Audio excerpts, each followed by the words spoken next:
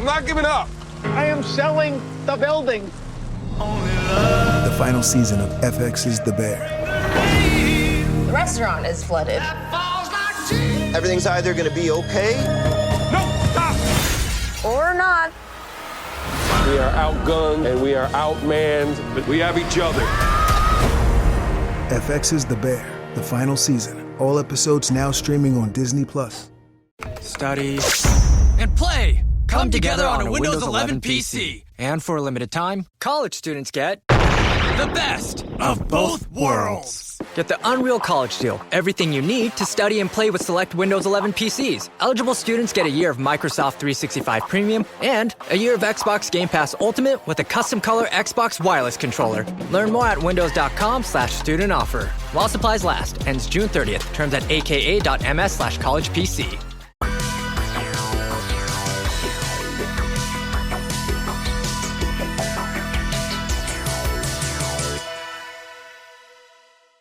I'm Joseph. And I'm Nick. This is Fish Jelly. Yes, it is. How are you? I'm good. How are you? Okay. We receive many messages every time there's a new season of Drag Race asking if we're going to recap it. We have recapped 3 regular seasons on our Patreon. Mm-hmm. I think it's fun to do them, but it is a lot of work. It is. Because every Saturday morning we have to wake up first thing and do it. Yes. But we have so many other things to do. Yes, we do. But we are always watching. We are caught up on RuPaul's Drag Race All-Stars Season 11. So I figured we could give our thoughts up until now. Okay. So this All-Stars is the bracket system. Bracket, the Brigands. The big shakeup of bracket 1 was that Morgan McMichaels didn't make it through. And she should have. I think she should have. I like Akira, but that point system and the games they all playing kind of pushed her forward. And she's equally talented, but I thought Morgan showed a verve and a zest. Agreed. Dawn definitely deserved to move forward. She won every episode. Mm-hmm. It was nice to see Lucky Stars. Yep. She's a little kook. Yeah, and I always appreciate kooky. But man, Mystique Summers. Sour girl. That attitude. It didn't get you anywhere when you were first on Drag Race, and now all these years later, still sour. Sour in your Star Jones era, girl. You are thinner and your skin looks lovely. But yeah, we need to work on that attitude. And Morphine loved Dion coming back thinking she was going to sweep, and RuPaul was not feeling her at all. Well, I have to agree with RuPaul on that one. You have to be more than just your ass, girl. Like, when is that going to get through her head? Well, especially when it's not that impressive, because the legs don't match the ass, girl. The thighs don't match. The titties don't match. My BBL. Just be happy with what you're working with, and let people receive it how they receive it. It's not even your real ass. Like, come on now. Bracket 2 is filled with a lot of personality because you have Silky Nutmeg Ganache paired with Selena S. Titties. That was a lot already. A lot of squawking. Crystal Method. Crystal Method was... did she win all 3? No, I think she only won 2. She won 2. Well, only. She had an impressive run. While I don't care for Crystal Method's personality. Her method. I do think her drag is impressive. And I did like her approach to the bracket, which was stay in her lane. Don't get me part of these funky alliances where I have to begging for points. No, not on camera. Well, I just feel like I would show up and do my best. Yeah, I'm just gonna win. Because what's really happening is you saying, if I don't win, I don't know, the whole begging thing. I just came to show my highest level of drag, and it's going to do what it's going to do. Exactly. I'm not going to be thirsty. You don't like me, you don't like me. So Crystal Method definitely had the approach I would have had. Although we put on Spy Hard last night, and Weird Al and Crystal Method are on some continuum somewhere. It's giving mother-daughter, mother drag daughter. Mother drag daughter, yes. Is Weird Al your drag mama? It was such a pleasure seeing Vivacious. I've always liked Vivacious. I like Vivacious too. I thought the makeup was on purpose, however, and there were some shading, interesting shading. There was also a runway theme about like a farm or something, and poor Vivacious came out in this plastic green outfit that was supposed to look like a John Deere tractor. And so, of course, we were all laughing like, that looks terrible. But we found out later her designer left her hanging the day before she was to fly out to Drag Race. So she had to construct that garment on her own. So considering that, I think she had a really impressive run. I think the episode she won was deserved. The tractor outfit made me want Play-Doh. And her dancing is really cute because she's kind of stiff. Yeah. The faces she gives, but it's endearing. Mm-hmm.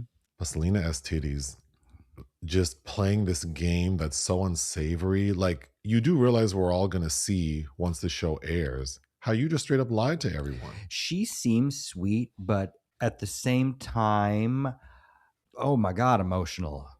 At the end of her bracket, it would seem Selena Estidis is going to move on to the semifinals, but in a twist, Ora Maori, who Selena thought she had an alliance with, gives her point to someone else. Yeah. So who ends up advancing are Silky Nutmeg Ganache and Crystal Method, who I think are deserving of it. I agree. But Selena's reaction of her screaming backstage and the judges heard her, we see Michelle Visage react like, oh, okay, is so immature and raggedy. Yep. It's like, oh, the right decision was made. However, we forgot to mention that there's some mechanism that's going to happen where one of the queens from the brackets that didn't get to advance is going to have another chance or something. Based on the judges like picking a name and there's a lottery. It's chocolate. But I think Selena Estidis, on her original season, people clocked her for her drag being raggedy and for her being fake, namely that she was trying to rep like Chicano culture when she doesn't really speak Spanish and didn't really grow up like that. So that followed her in a negative way. But she still has shades of that. She had a nice outfit. She made a callback to the Zoot Suit. Well, she definitely came back elevated, and she is very talented as a dancer, singer, writer. She is talented, and I think probably deserved to win that first challenge. But now everyone's going to know you as this thirsty lion queen. I just don't understand how they don't it's one thing to be your first time on Drag Race and not understand how the fans are going to react, but you've already been through this. Selena Estidis, not the Lion King, but the Lion Queen. Yeah. Today, as of this recording, is going to be the final episode of Bracket 3. And Kennedy Davenport, I think, is certainly going to move on. But then it's really anyone's game. I'm assuming Sam Starr might get it. Sham Star, which I wouldn't be mad at either. Sam's got a nice attitude. Jasmine Kennedy has come back strong. She's trans now. She looks amazing. She does. She is fantastic. She is playing very hard. Yes, she is, as I would expect her to do. I think seeing Sam Starr come back immediately after his season, there doesn't seem to be much of a... There's always a bit of whiplash. It's like, weren't you just over here? Okay. I'm most impressed with Joey J. Yeah. Who is quite funny. We didn't really get a chance to see... Witty, how witty he is. I've liked Hershey LaCour Jete before she was even on her first season, so I'm happy to see her back. I don't know that her drag is as polished as it should be. Somebody needs to get her some help with the wigs, but yes. And Sugarcane looks great.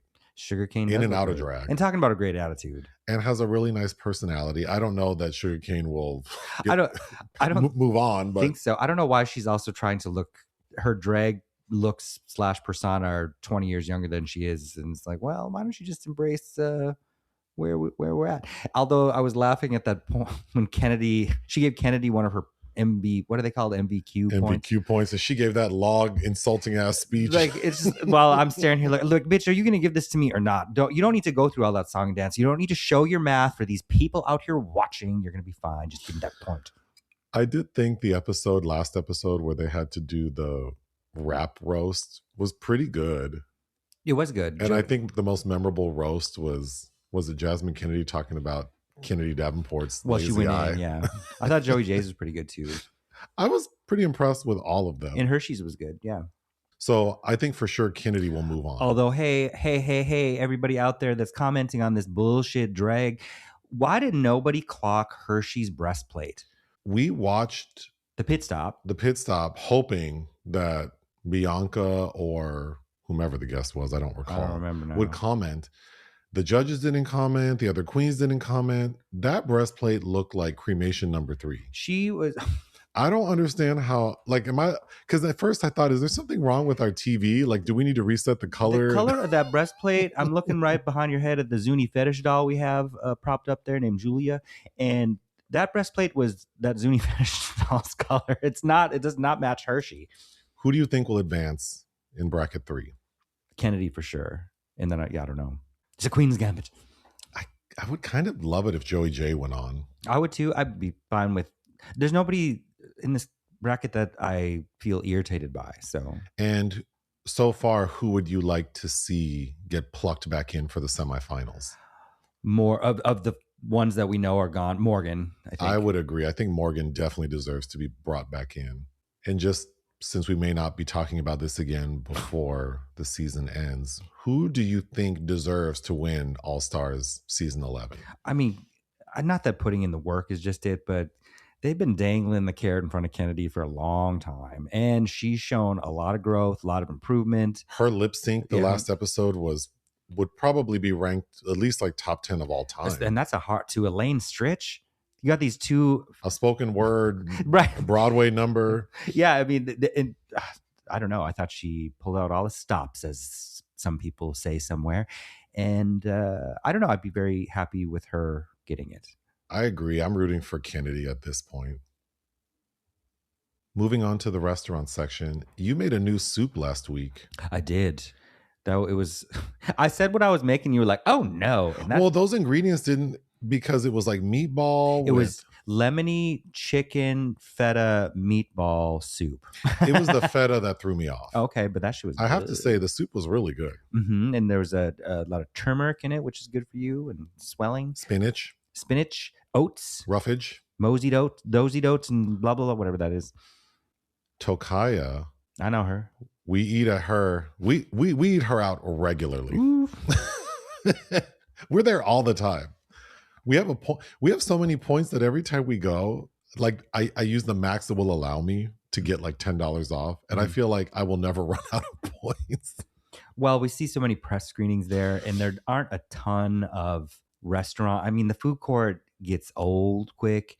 There's that Chinese restaurant we both really like, but that food is really rich. Oh yeah. And then what is it? Italy's kind of inconvenient and too goddamn expensive for that bullshit.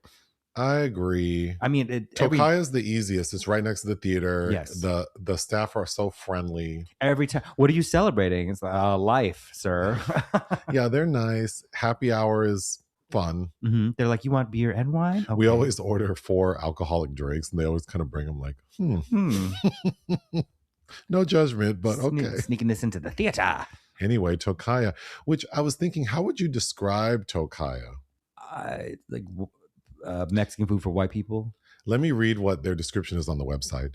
Born in Venice, California, Tokaya embodies all that is California. Fresh ideas, fresh flavor, and a soulful vibe you'll find nowhere else. Soulful. More than a restaurant, it's a sense of place. As Californians, we compromise nothing when it comes to food or lifestyle. That says nothing about the kind of food they serve. No. I would say the food is like bland Mexican food. Not all of it's bland, but it's never too salty, never too like what did I say? Mexican food for white people. It definitely feels like it's trying to be more like guilt-free Mexican food. Yes. But then when you eat it, it's like, oh, I wish this had y'all could have cooked this with some like real lard or something. We used to go, and it's like the energy at the mall is not giving whatever that mission statement is, but we have been to a location. Is it off Sunset? Yeah, there's one in Hollywood on Sunset. Yeah, and that has a Cox maybe. That's got a different vibe. Yeah. Well, it's a standalone, and it's. Mm-hmm. But the one at Century City Westfield is also cute. The mall, except the way the sun hits, they have shade at least. Wow, they need more shade. They do, because it's very rare that I'm not sitting there baking. I've seen Frankie Grande on a date there.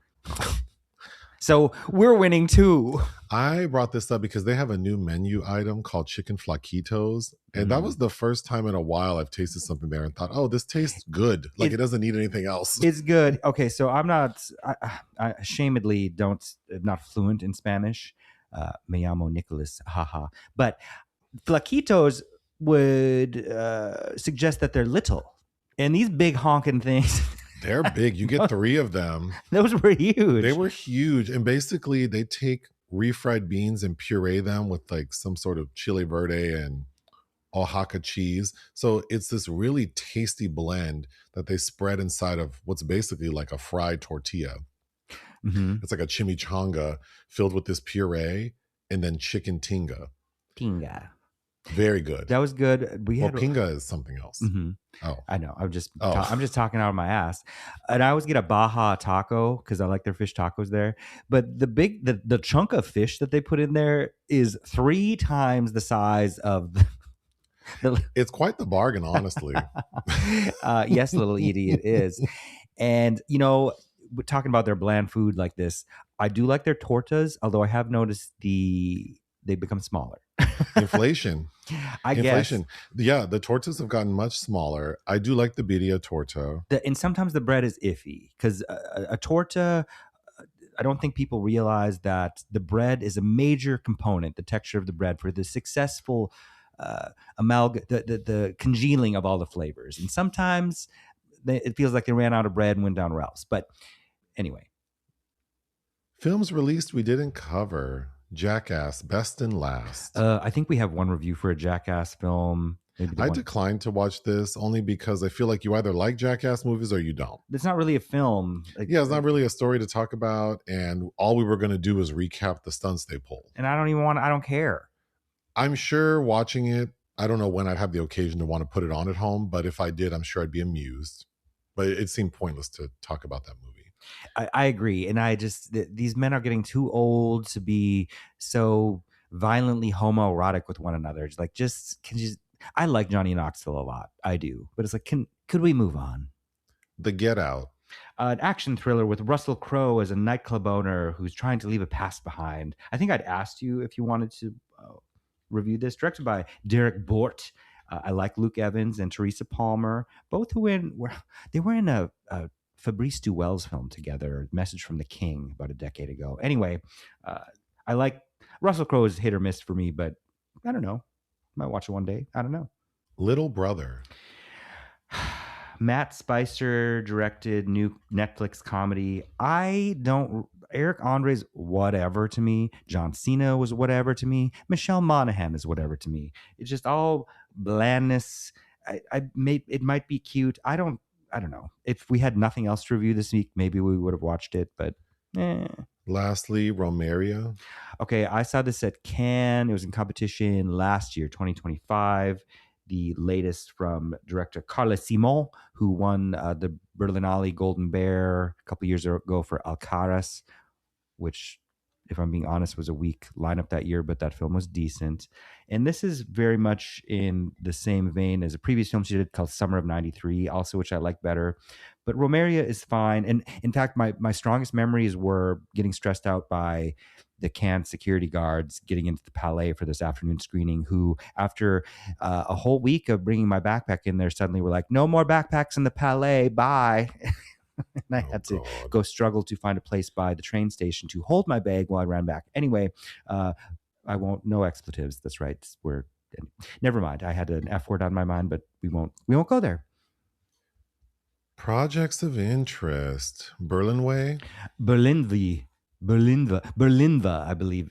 Berlinva is how you pronounce that. And excitingly, Agnieszka Holland is going to direct a biopic about Marlene Dietrich, and she's covering, I guess, several different periods, which is exciting because that means, maybe like Todd Haynes, she'll cast different ladies to play Marlena, or maybe even a drag queen or something.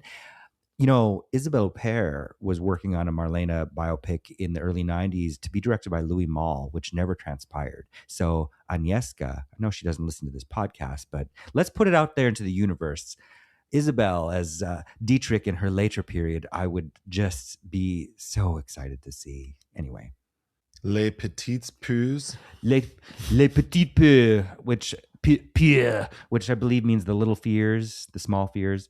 Michel Gondry's working on a new film, who everybody should probably know mostly from Eternal Sunshine of the Spotless Mind, although his work in music videos is, I don't want to say a word, it's hyperbolic to say unparalleled, but I mean, he is a brilliant filmmaker when he's on. And he's doing a new thriller that Tahar Rahim is leading, who I also quite like, and Bastien Bouillon, and it's about a missing au pair. And I think some years pass, and then these two sisters find a skull in the backyard. And I don't know why I'm laughing, but it sounds good to me. Do you hear that? Sounds like breakfast is ready. Because Quaker's coming in hot with morning nutrition. 100% whole grain oats and a good source of fiber to fuel the rhythm of your morning and kickstart your day. And that sounds absolutely delicious. Fuel to start whatever's next. Quaker, official sponsor of FIFA World Cup 26.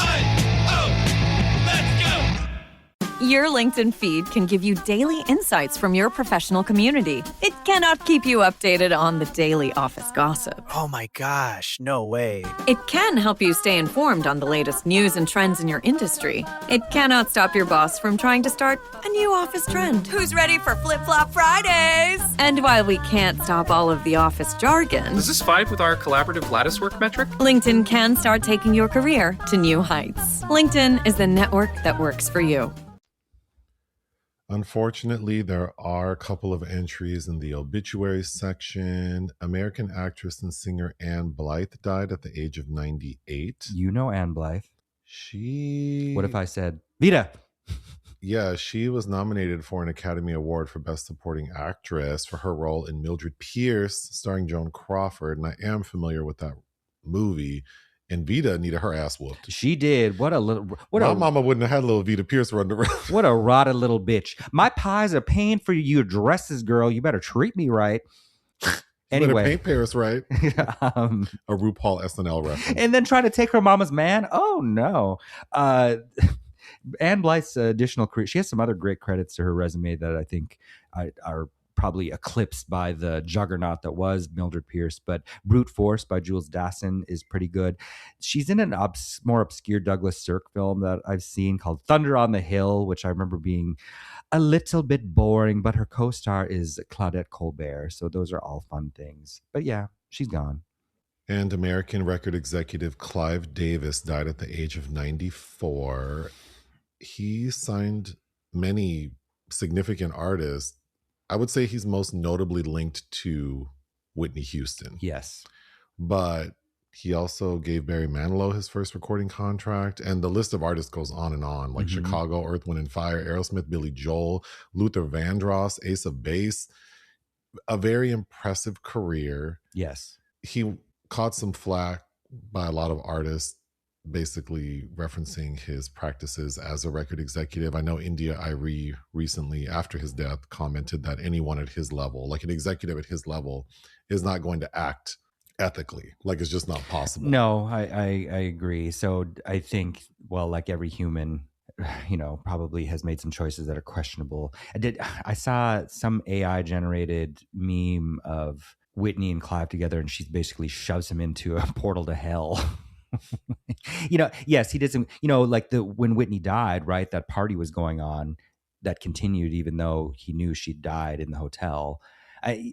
Yes, there are questionable things. And I recall back when his memoir came out, which was over a decade ago, at the age of 80, he came out as bisexual. Yeah. Okay. Elton.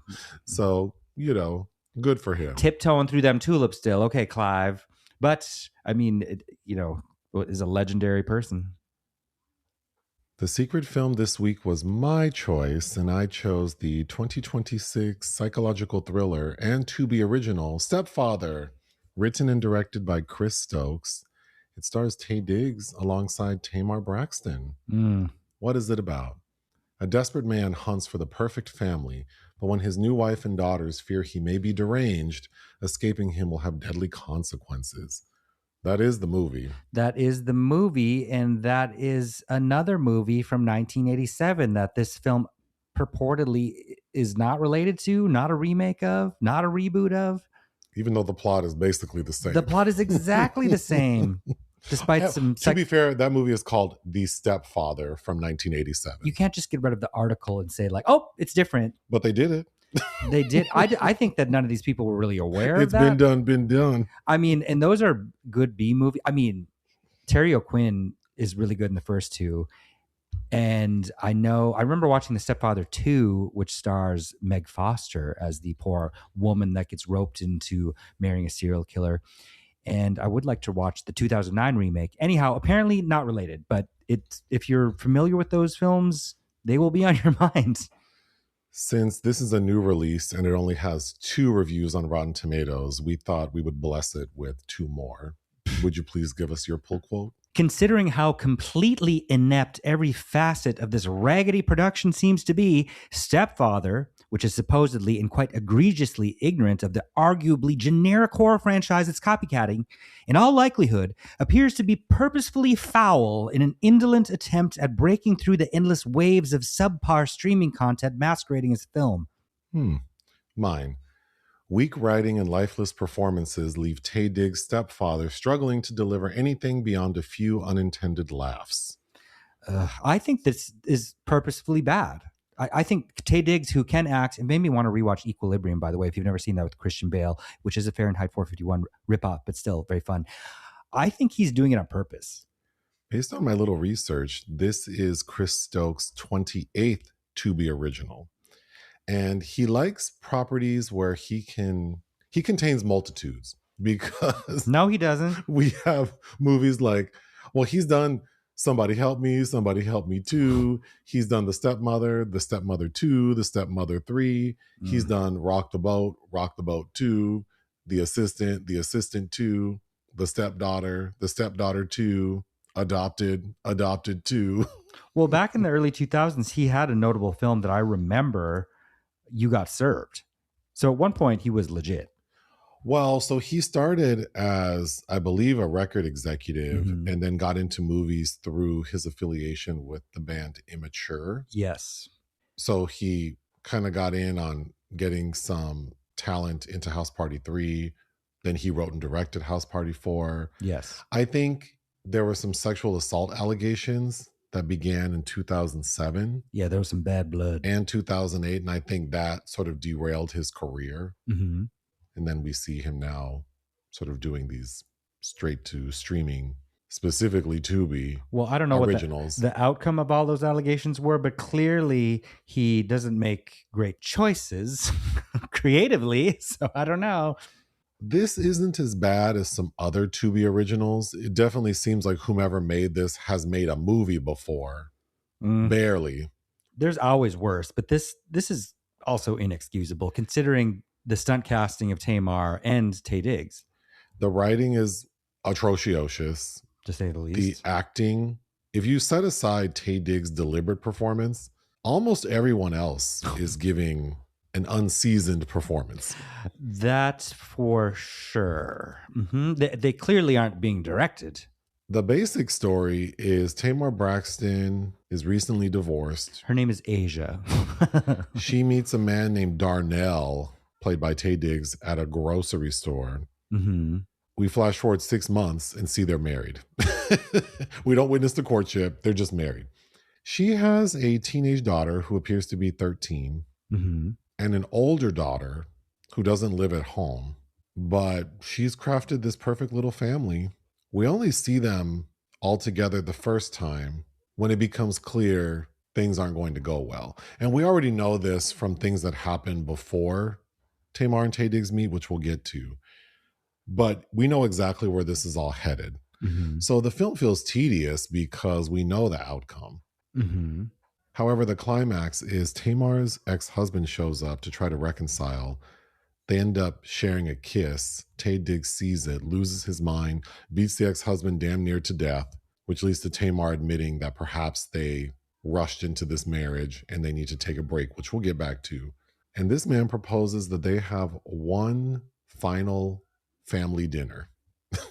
Mm-hmm. The Last Supper. The last farewell family dinner, which seems suspicious, but Tamar's like, this is a great idea. The family comes over, which basically consists of the older daughter and her boyfriend, who is an unexpected visitor. Taye Diggs' plan is to poison the family, like we saw him do with the previous family. But before he can do that, Tamar shoots him. He gets away at the end.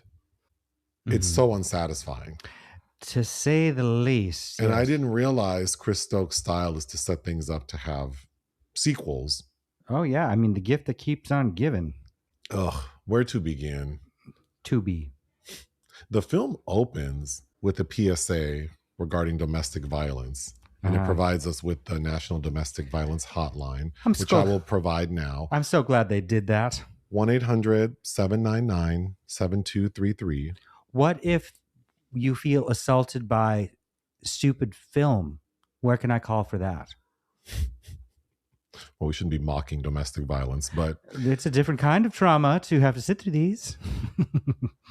My first note is Tamar should be credited as Tamar Complete Beat Braxton because this lady has full hair and makeup in every scene. It doesn't matter if she just woke up, if she's playing billiards on family night, if she's getting ready for bed. If she got slapped across the damn room. Slapped across the damn room and ends up in a police department being questioned by a very feisty police officer. Mm-hmm. This lady has full, fresh hair and makeup. I mean, I was howling at that scene where she gets smacked and takes like a pirouette across the room. We'll get back to it. Her hair also bothers me because as the audience, we see her character over the course of like a year and a half. And then we get flashbacks to when her previous marriage was in better shape, specifically in photographs. So for the sake of argument, let's say we witnessed her over a 2-year period. We always see her with the same wig on. Mm-hmm. And it's a very specific wig because the left side of her head appears to be finger waves that then goes into long, dark hair. It's a very specific look. And I just hate the fact that they make zero effort. You couldn't switch out a couple wigs just to show her like when her marriage was happier, when she gets a divorce, when she marries this new man. I feel like we needed at least 3 wigs, not one very specific wig. And her in full face at every single moment. Yeah. And I don't want to forget because you had a good idea as to how they could have approached this. Yes. So don't let me forget that. Oh, I won't. So the first scene in the film is we see a little kid talking to a therapist. Yeah, February 16th, 1990. And we're told this kid is 10 years old. And the therapist is explaining you've been through a lot of trauma. We need to work through it. It's okay if you don't feel great. We see this same kid being abused by his stepfather. And while the stepfather is whooping this kid's ass, he has a heart attack and is telling his stepson, call 911. And this kid is like, I'm not your kid. I'm not calling. It's Betty Davis and the Little Foxes as her husband dies on the stairs. So the stepfather dies. We then cut to Taye Diggs as an adult. And of course, you connect the dots that that young kid represents Taye Diggs. We see him now with his new family, and he's a family annihilator. He has poisoned his wife and her 2 kids, killing them and setting the house on fire. I think that there was no research done on forensics. Oh my God. Well, we're going to get to the detectives on this case. I will say I laughed when we see that the wife and I believe the older daughter have already passed out, but the younger son is cowering in the kitchen corner. And we see Taye Diggs with the rat poison and he's showing the kid like, okay, well, you ate this. So in 30 seconds, you should fall out. Yeah. He's like, oh, you should fall out any moment. Don't worry. And then we see Taye Diggs dancing around the house. That was some VC Andrews shit right there. And then just walk out of this burning facade. Like he's Roseanne Barr and She-Devil. We cut to Taye Diggs talking to 2 investigators and all of it is terrible. Yes. The craziest part is when the detectives leave the interrogation room to go talk to some other detectives. One of them says if he did it, he deserves an Oscar for that acting job. Ooh, no. Which is funny because I would say the opposite. Yep. Nope. Razzie. Razzle dazzle him. At the same time, we see Tamar is married to this man named Timothy. Yes. Who is played by TJ Shaw? Yes. And they're arguing. Basically, he's found someone else who treats him better and he wants a divorce. Have you seen TJ Shaw's IMDb photo? No. He is serving face. Oh, well, he's a handsome man. Yes, and I believe he believes that too. It's during this moment, it's explained to us that Tamar comes from money. So she doesn't need to work and she doesn't need a man. I think that's a fatal flaw of the setup. Yes. Anyway, keep going. So her man leaves her. We flash forward a year and we see the exterior shot of the Whole Foods in West Hollywood on Santa Monica Boulevard in Fairfax. But when we get into the grocery store, it looks like the Superior on Crenshaw and Gardena. I'm familiar with both of those. And I'm familiar with both. Yes. But anyway. The signage gives it away, potentially. She's there with her daughter. And Sasha, Kalani Jules. Who I think is supposed to be 13. Mm-hmm. And the daughter is complaining that her mom doesn't cook with any flavor, as the mom's holding Tamar, a red bell pepper. That's something no child could ever say to me. Ooh. And I would be so offended. You said that out loud in public? Oh, you'd be so upset. You could talk about my hotation in public, but don't you talk about my food that doesn't taste like anything. You can't. Taye Diggs overhears it and says, may I suggest a yellow bell pepper if you're looking for flavor? Now, if you were approached like that by a man, I would take offense to that method. That is not a good pickup line. Like, excuse me? Well, you think I don't know peppers? I was more distracted by Tamar's acting. Well, that was bad, but she seems so uncomfortable. She does not know how to be still. No, she doesn't know what to do with her body. Oftentimes it looks like she's looking at the crew like, I don't know what to do. Well, she comes from reality television where she's playing an exaggerated persona. And she doesn't know how to be normal because I believe she thinks being normal is boring. It's at this point, I want you to share a Letterboxd comment you read that describes the production of this film quite well. It suddenly it swoops into focus what you're in for in this scene, by the way. But somebody wrote, if Split and the stepfather had a crack baby and the cameraman hates us. Also, if the cameraman were a raccoon. Oh, yes. Probably the first time shot by a raccoon. These angles are diabolical. They all look like someone who's 2 feet tall is holding the camera, pointing up. And oftentimes, the first time you really notice it is in this grocery store scene. Well, we're getting shots through the bananas. As if someone's stalking Tamar. But the person stalking her is the person in the shot. Yeah, the villain is there. The villain is exposed. The call's coming from inside the produce department. Yeah, we don't need this shot. But how it's edited too feels like, it is jarring. I don't know what's worse. So of the three things, the acting, the script, and the cinematography / editing, which one pays the biggest disservice to this film? I'd say the cinematography. I think think we should shame the editor too, but maybe they were just doing the best with the material they had.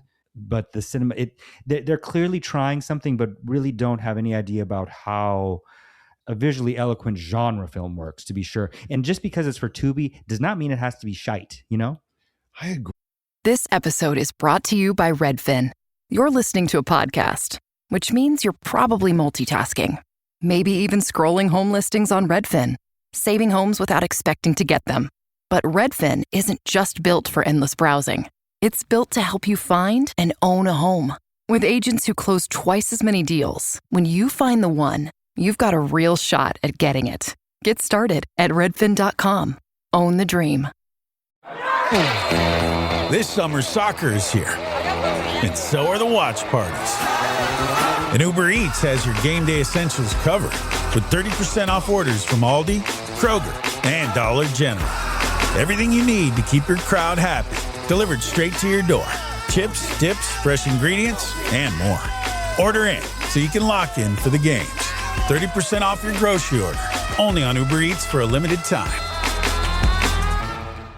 Bree, although I almost feel like the acting is what really sends it down the tube, because it is distracting from the moment we see that little kid. And I know we're not supposed to talk about kids like this, but oh no, he's not good. But and it's also the direction. He's terrible. Yeah, he's not well directed, and it seems like they don't care. It's just like one shot, wrap it up. Okay, great. And also, Taye Diggs is playing Darnell. It reminded me of Octavia Spencer in Dinner for Schmucks, when she has that vision of the cooked lobster on her plate and she's gesticulating. That's what his character is doing the entire film. Yes, and I don't believe any of the physicality, and he doesn't seem to be serious about it either, which was why it was giving me Tommy Wiseau vibes. And I think Taye Diggs is hamming it up. He's trying to be bad, because we'll talk more about him if he is. But I was trying to go back to a comment that you made about going down the tube, and it's going down the Tubi. Oh, God. We flash forward 6 months from the Superior produce section to the wedding party. They've already been married, and now they're having a reception at their home. Basically eloped because this is the first time her older daughter, Melanie, is meeting her. Okay, let's talk about... Played by Jessica Gerald. Asia, Tamar's character's position in life. This woman, we're told, has resources, doesn't need a man for money. Why is she so quick to shack up with this man? Who is nothing like her ex, which is interesting also. And she has no chemistry with Taye Diggs. None. Like none whatsoever. So, I don't know what... So why is she so desperate? What the purpose of this is. Okay. Also, her brother, who is an integral character played by Troy Brookins, is also butthurt because he was not invited to the wedding. I should have explained why I chose this. This film premiered on Father's Day, so I'm a week late, but I didn't even know about this film. Someone sent me this trailer. And I don't take requests. However, every blue moon, because people send me movies to watch all the time. Like every day there are multiple requests and people sending trailers. Every blue moon, I'll have the desire to choose something and I don't have a thought. Yes. And it's in those moments that someone will send me something and I go, aha, this is it. So I showed you the trailer. So it's like a lunar eclipse, these moments. Okay. It really is serendipity for me to watch a movie someone sent me. That every time, remember that Taco Bell commercial? It's serendipity, baby. I think it was Taco Bell. Now, when people send shark movies, it's pretty guaranteed I'll probably watch it. Yeah, you do seem to get excited about those, and that has those diminishing returns. It seems. But this one was perfect timing because you had pestered me a few times asking what is my secret film because we're recording a little early due to traveling. Yes. So you had already pressured me and I didn't know what I wanted to do. And then I received this email. Pester and pressure. I mean, it's just planning. The P word is planning, not pestering and pressuring. It's planning. If you fail to plan, you plan. I would like to offer you another word to consider: perception. No, it is. You have a poor memory and poor time management. So someone has to keep this train on the track. Train on the track. Keep it together. Keep it together. Keep it together. That's an Eddie Murphy reference from Bowfinger. So that's how we ended up here. We did. There's the math. You showed your math, girl. Okay. The other thing that blows my mind between not understanding why Tamar's character Asia would shack up with this man so quickly. I also don't understand how Taye Diggs' character, who in this iteration is Darnell, of course he goes by aliases, he has already annihilated 3 families, we're told.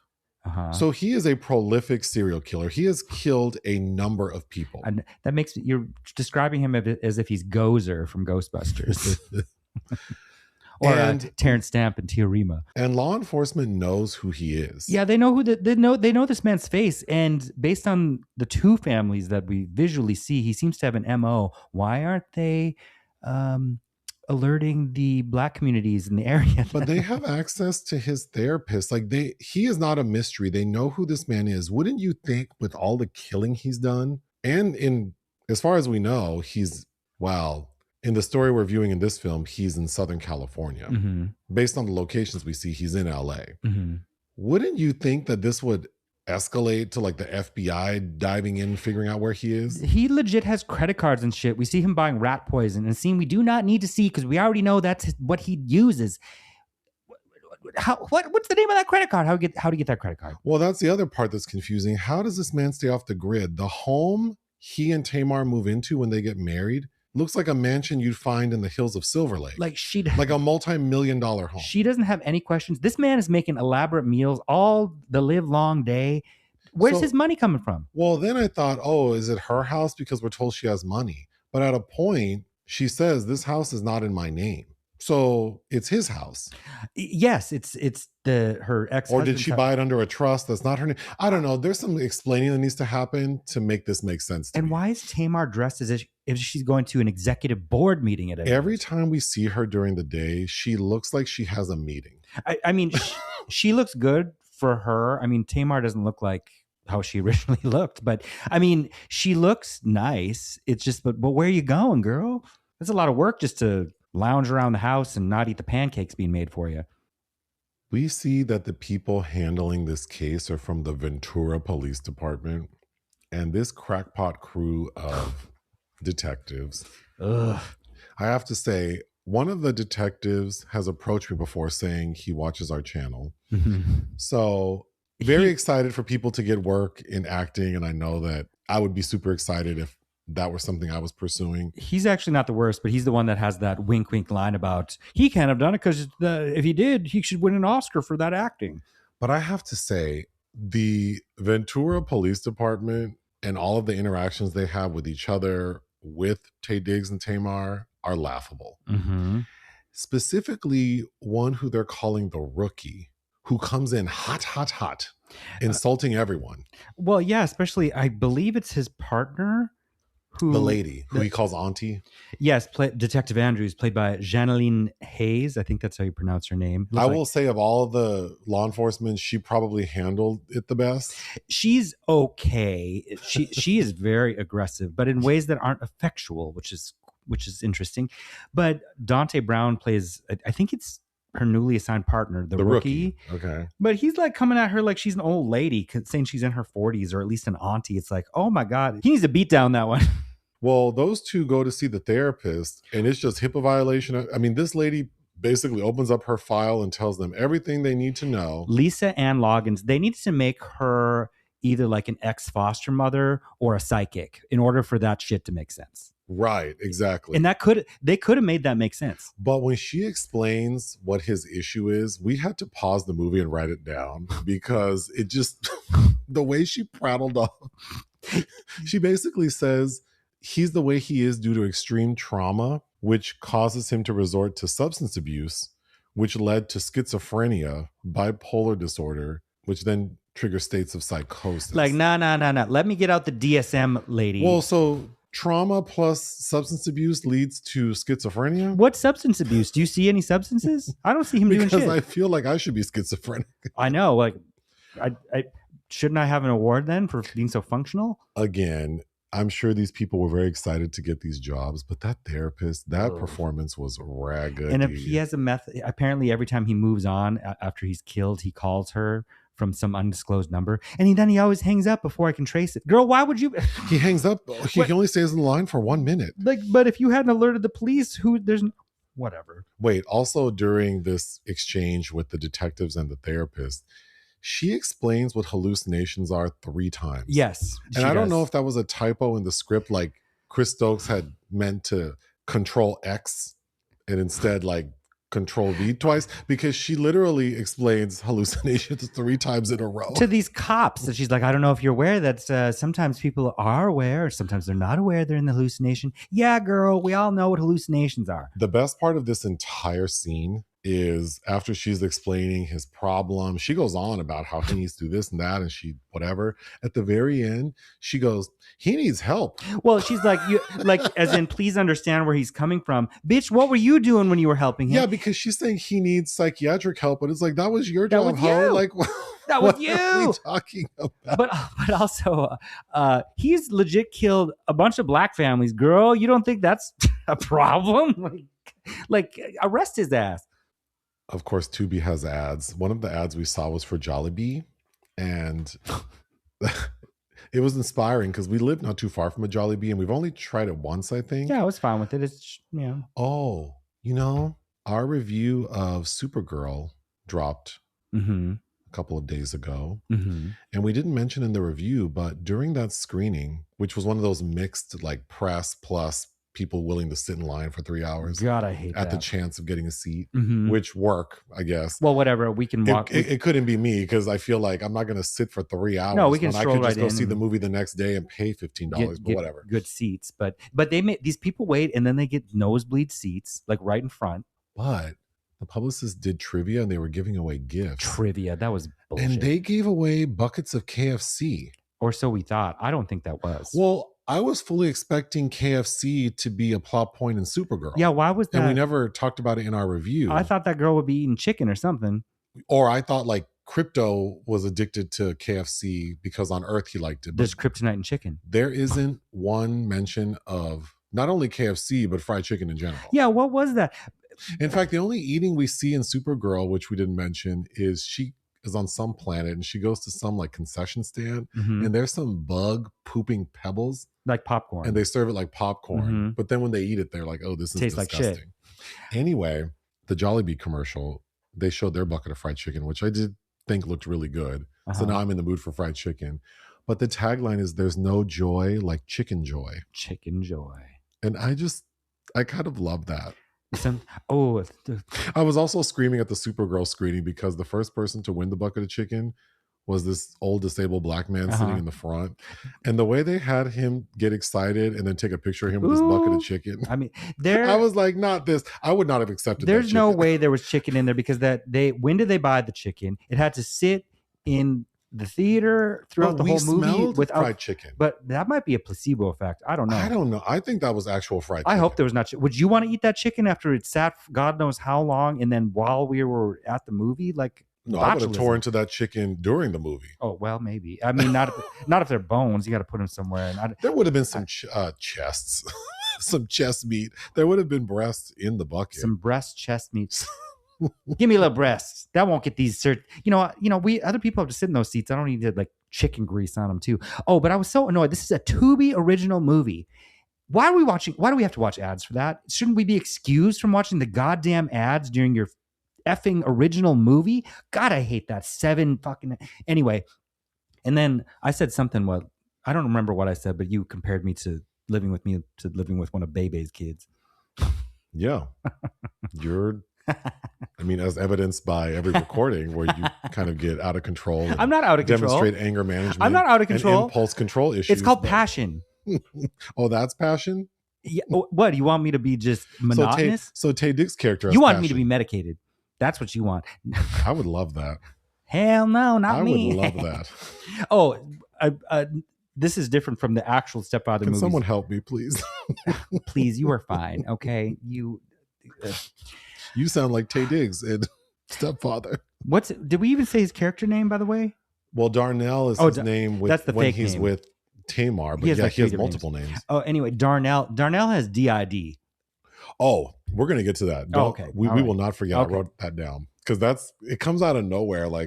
Anyway, hard segue. No, the younger daughter gets her period.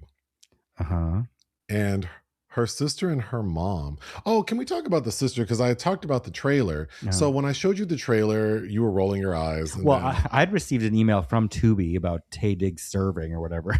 Okay. But when I watched the trailer, I assumed Tamar had an adult friend.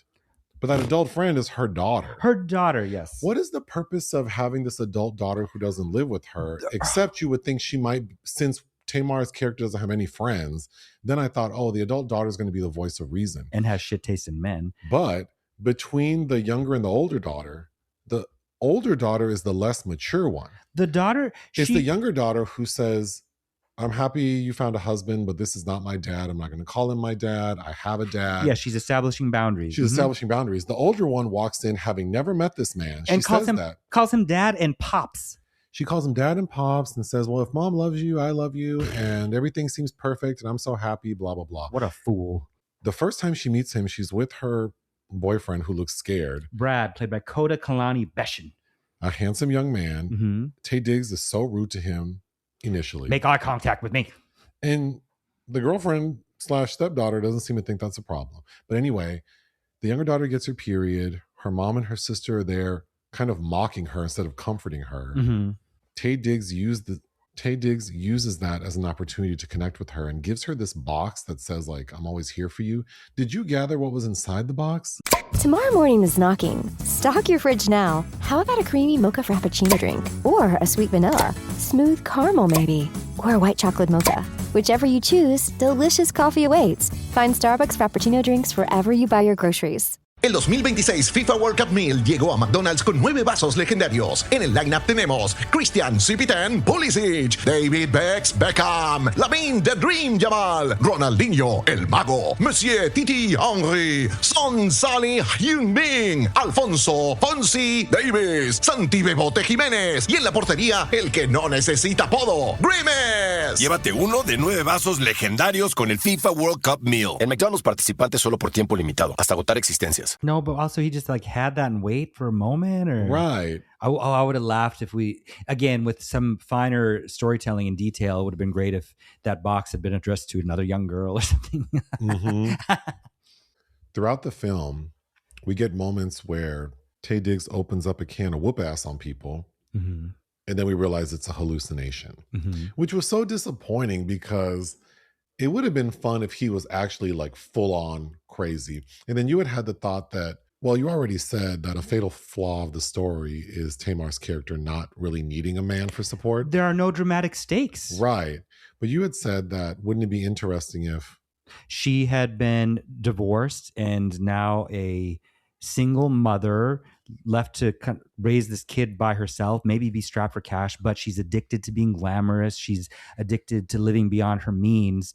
And so this man comes along that promises these things again. And when somebody does that, you make concessions to have what you want. So it would have been interesting to see, although Tamar, much like Jennifer Lopez, arguably Angelina Jolie, is never going to let herself look unappealing or whatever that means to her. That's why she's, beat in every single scene in this. But it would have been interesting to see her be vulnerable and not have access to the things the beauty products that she requires or the fashion. And so that's why these little red flags and abuses that start to creep in, she turns a blind eye to. Yeah, so there are no dramatic stakes to me. Also, any other story like this, I think rightfully start the same, which is the honeymoon period, where everything's beautiful. And as the audience, we're kind of surprised to see this person turn. This movie starts off with us knowing that he is insane and a murderer. So it just felt like we were sitting on our hands waiting for something to happen.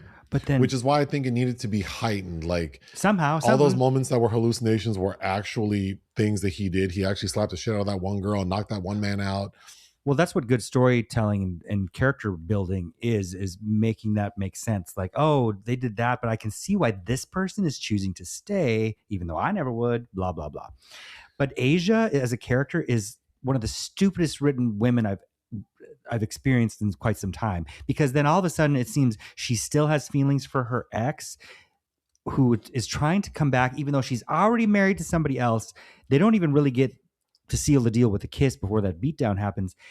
And then she's like telling Taye Diggs, we got married too fast. Like, God, what an idiot. Well, hold on, because I do think that there are people who behave this way. There are. What betrays it is the abysmal performance. The ex-husband shows up at Tamar and Darnell's house, Taye Diggs' house, and Taye Diggs doesn't like that and is kind of rude to him. And then says, oh, I'm going to go run to the store. So the ex-husband comes back and just walks in the house and basically makes a move on Tamar and kisses her. But of course, Taye Diggs didn't leave. So he witnesses it all and loses it and beats the ex-husband to an inch of his life. And when Asia tries to intervene, he smacks her. And she does like I don't know dance moves, but it looked like she did a 1-2 step across the... like she spins like a ballerina. Everybody get on the floor. The only way that could have been saved is if her wig flew off. Right. But then the next scene, they're at the police station and she looks fine. She's cool, calm, collected. Looks perfectly fresh. Being interviewed by this lady cop who is coming in hot. And let my husband out of custody. We want to go home. But meanwhile, your ex, who 2 scenes later you still seem to have feelings for, is in basically a coma. But wait, yes, they tell us they can't even question the ex-husband because he was beaten so badly. And then we cut to him at home, looking perfectly fine until he takes off his shirt and we see that the bruises they paint on him look like he was tackled on the football field. It looks so crazy. But Taye Diggs shows up to the ex-husband's house and kills him by snapping his neck and throwing him down the stairs. Because no one would ever know the difference. Okay, let's get to DID because after Taye kills the ex-husband, he checks into a motel. And that's when we realize that he has a dissociative disorder, like multiple personalities. And we see all 3 versions of him sitting in this motel room. And I thought, oh, this could be interesting. It could be, but it's too late. It's not. So one of his personalities seems a little more thuggish, and one seems kind of like a bookworm. and they're arguing about how they should proceed. And this is when it's fully spelled out that his mission is to find the perfect family. And the reason he annihilated those 3 families previously is that something happened that cracked that facade of the perfect family. And so he just has to throw it away. Yep. You just, I mean, combined with his therapist telling the investigators that he can't separate reality from his hallucinations. So when he does these things, he really doesn't know. And that's why he was so convincing in that initial interrogation.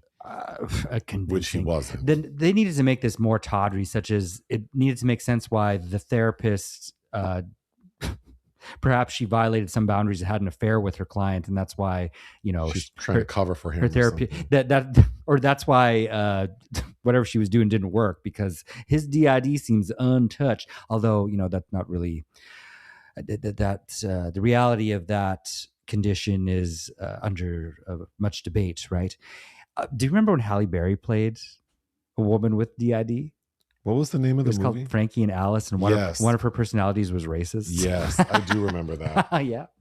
You already mentioned this, but Tamar meets with her brother, and they have a conversation. They drink some wine. He's like, I got to stop. I got to get up early. But he says, do you love him? And she basically says, no, I still love my ex, Tim. It's like, why didn't you talk to your brother before? Whatever. Why didn't you talk to a friend, your brother, before you married this man out of nowhere? But he goes, well, you should divorce him. We then cut to Tamar after Taye Diggs' character comes home from the motel. I don't know why he needed to check into a motel, like just to cool off. I don't know either. Or did he have to drive so far to get to Tim's house that he needed an alibi? I don't understand why he needed to check into a motel. Well, he's out here doing things fast and loose that I don't know that kind of...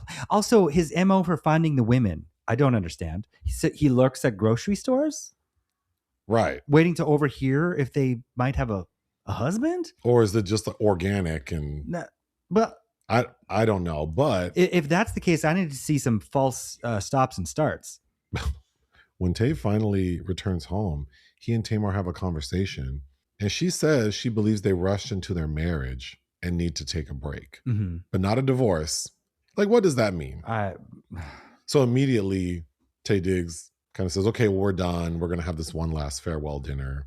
Ugh. Why? Oh my gosh. The scene where that rookie cop goes to the motel Taye Diggs was staying in, he was so... Again, that performance was so crunchy. I'm sorry to that actor playing It's not good. But it's terrible. And then the rookie's rude to him and basically says, if you don't give me the information I'm asking for, even though it would require a warrant, I'm going to arrest you. And that front desk agent breaks so easily. And then he goes, well, actually, I have a photograph he left in the room. Why would... It just makes no damn sense. Like, who's that woman in the photograph? Do you think we could find her? Ugh. I'm so frustrated for a couple of reasons. First off, the detectives figure out who Taye Diggs' character is with, Tamar. They find her driver's license. They go to the address on her license, but it's her previous address. At the same time, the younger daughter is telling her uncle, can you go check on my dad? He goes, finds the dad. Dad calls the police. So when those two investigators go to the ex-husband's house, the brother is there. And they're saying, your new brother-in-law is a danger to your sister. He's a cuckoo bird. We need her address so we can go check on her. The brother's like, I'm not going to tell you anything until you explain to me what's going on. Are you serious?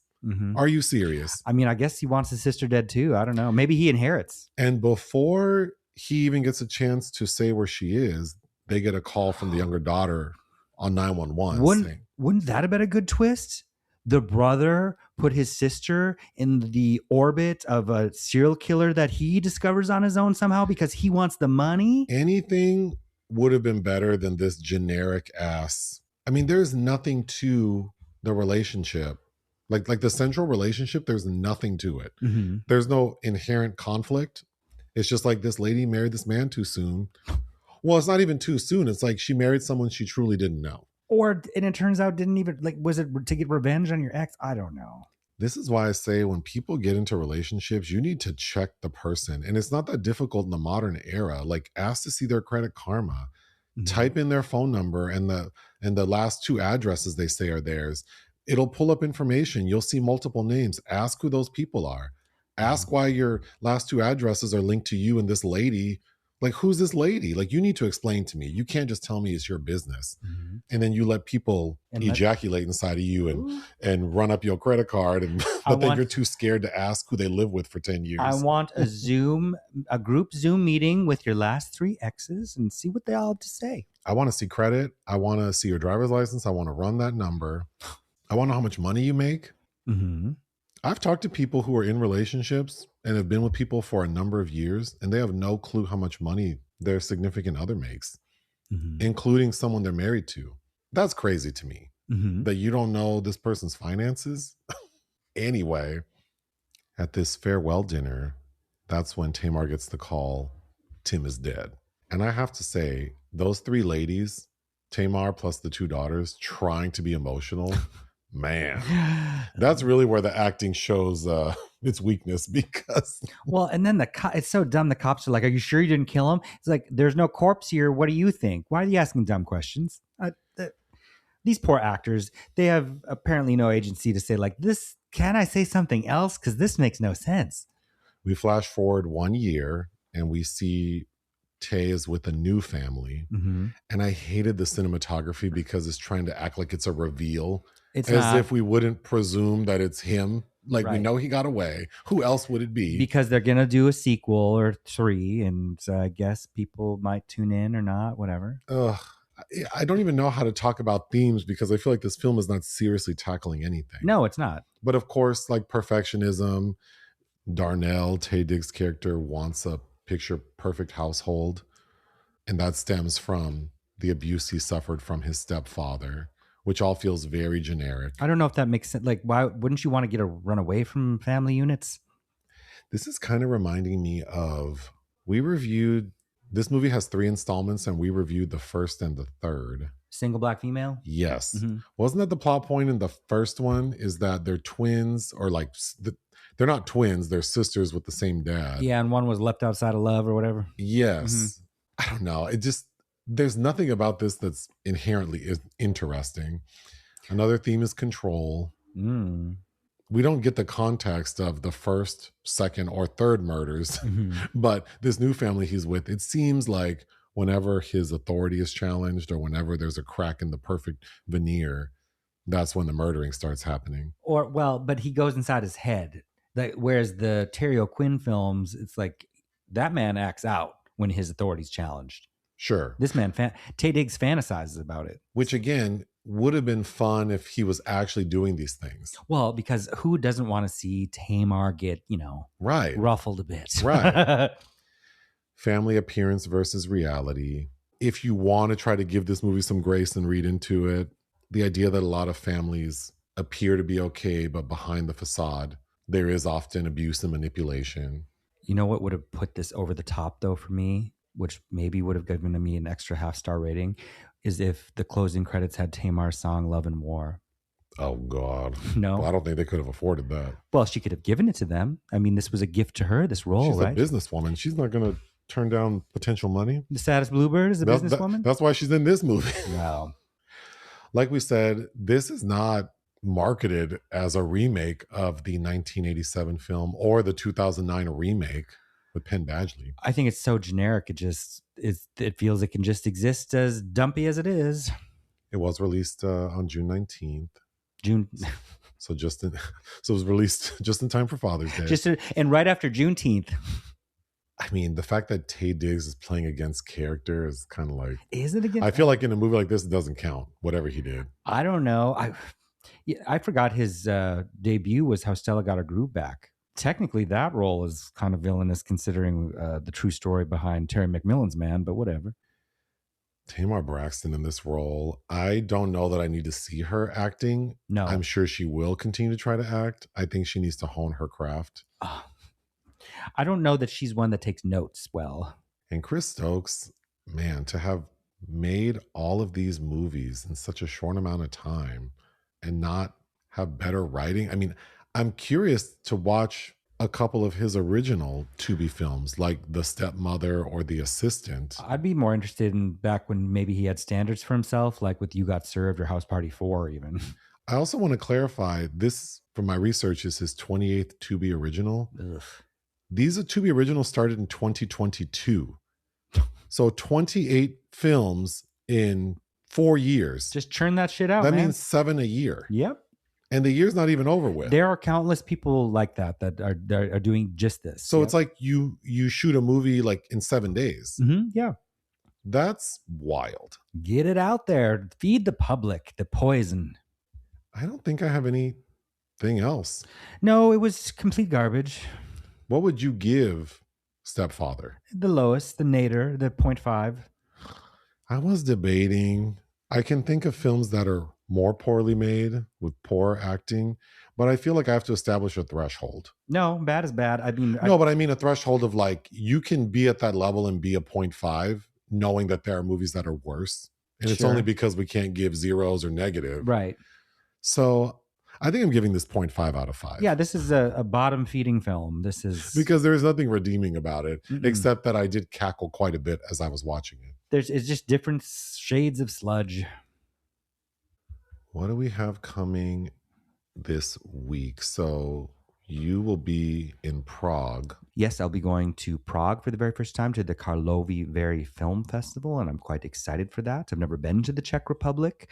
Everybody that I've mentioned it to says it's beautiful, that has been or knows about it. So yeah, I'm looking forward to that. And I don't think it's a very intense film festival, so I'll be hitting up some press screenings. I'm told I can only see 3 public screenings a day, so they're putting some parameters on me that might be helpful. I can relax, hopefully. Perhaps you can translate that to everyday life. Yes, I know. Step at a time. Is there anything else you'd like to say? Are you reading anything? Oh my God. I'm on the struggle bus with Cormac McCarthy's All the Pretty Horses. I had ran out of reading material in Cannes, and this was sitting in the Airbnb. I remember my mother having this. I remember Billy Bob Thornton directed Did you take this book from an Airbnb? That's what those are there for. They're free for anyone who They had wants books from all around the world, and we're in France. Like, how many people are going to read the book? Anyway, yeah, I took it. What if I go back? You know what? I'm the type of person I would bring that shit back if I rented that space again. And you know what? I like that. So you stole a book. They didn't notice. Wow. Also, in that Airbnb, thankfully, when the man checked me in, I was able to get the Wi-Fi off of his phone. Like, we clicked our phones together, because on the manuals, when I tried to enter it manually on my laptop, they were like 5 digits wrong, and I told him about that. He's like, no, you're wrong. No, sir, no, and whatever. Yeah, so I took a book, and I'm so goddamn bored with it. I just don't. It's like when I was reading Last of the Mohicans. It's just, I find this dull, but I'm going to finish it. All done? Yep. Ta-ta.